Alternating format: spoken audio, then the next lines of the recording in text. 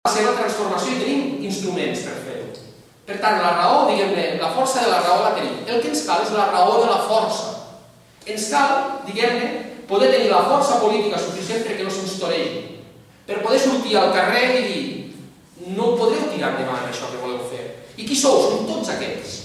I encara, doncs, diguem-ne que us hi poseu coses que volem, tenim la força política per plantejar això i per construir coses. Qui ho ha de fer?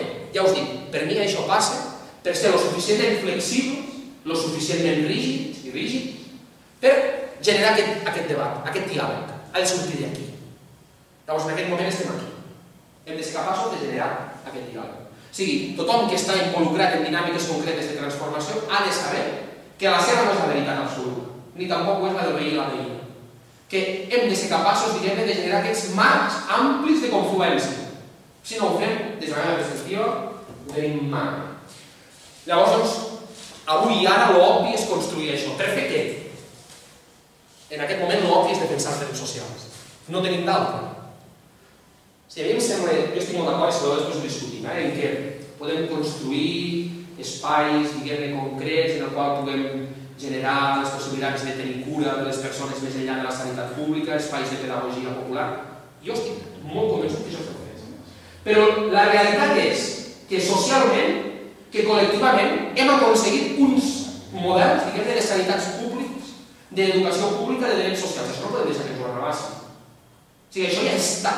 És diferent, diguem-ne, en els models anarquistes o, diguem-ne, de plantejaments de societats alternatives o començaments de segle, quan no existia una sanitat pública, per exemple. Evidentment, s'havia de construir a través de les mútues, de diferents processos dinàmiques d'aquest tipus. Però és que avui en dia sí que disposem d'hospitals públics, de serveis d'assistència pública. No podem deixar que això es privatitzi. Això és un patrimoni col·lectiu.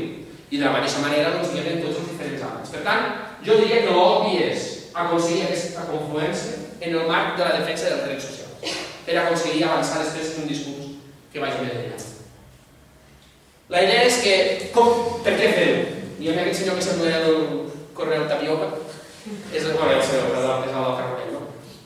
Doncs bé, el del Carbonell, jo em sembla que, diguem-ne, és una persona que a mi penso que és interessant, a mi sempre no m'interessa i penso que és interessant la seva perspectiva, perquè quan ell planteja les coses no ho fa, diguem-ne, amb una perspectiva de 10 anys o de 15, sinó que ell planteja una perspectiva de milions d'anys. I el que ell diu és que la dicotomia en aquests moments està entre continuar, diguem-ne, per una via de la competitivitat humana, diguem-ne, del fet de ser competitius, o de, diguem-ne, avançar cap a una via crítica que ha d'incloure la cooperació.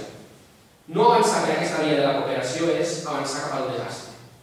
No hi ha més. Per tant, diguem-ne, en aquests moments, construir aquesta societat diferent, construir aquesta alternativa, ja no és només un desig.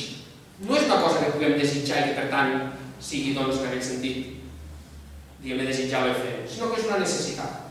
O sigui, no avançar en aquesta direcció és avançar cap a escenaris de destrucció, diguem-ne, de col·lapse, ja no només, doncs, diguem-ne, territorial, sinó global. Això és el que plantejava, doncs, diguem-ne, aquesta senyora vestida per l'ocasió a l'època. Diguem-ne que ja ho deia, doncs, diguem-ne, en aquests termes. La cosa està entre avançar cap a una societat, diguem-ne, de caràcter socialista, diguem-ne, un poc apartat. I ja us dic, per mi la forma de fer-ho, la forma, diguem-ne, de plantejar tot això, no és altra que aquesta. O sigui, no en tenim d'altra. No en tenim. O sigui, si pensem, diguem-ne, que perquè tenim raó, farem un escrit, diguem-ne, al president del govern, i ens donarà, diguem-ne, aquestes coses perquè som persones del govern, ho tenim clar. No va així això.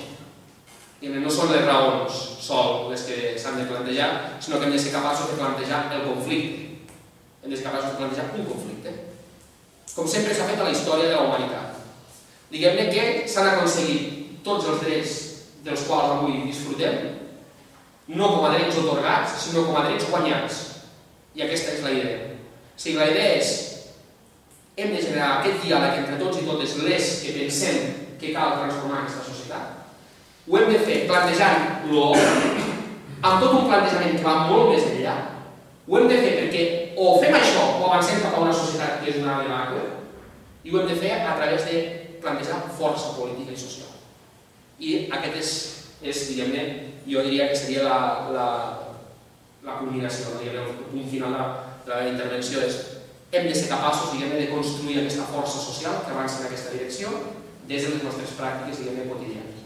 Sabem que podem dir moltes coses, evidentment, molt més enllà, però que dir-les significa que hem de tenir capacitat política per poder-les plantejar. Si no, doncs ens serviran en el nostre àmbit per dir alternativa, sí, mira, volíem que això ens feia allò, però si veritablement no volem ser, en aquest sentit, un subjecte polític, doncs hem de ser capaços de plantejar una força política. I aquí acabaríem. Ja prou, després de tots els avatars de l'ordinador, doncs aquesta seria la idea.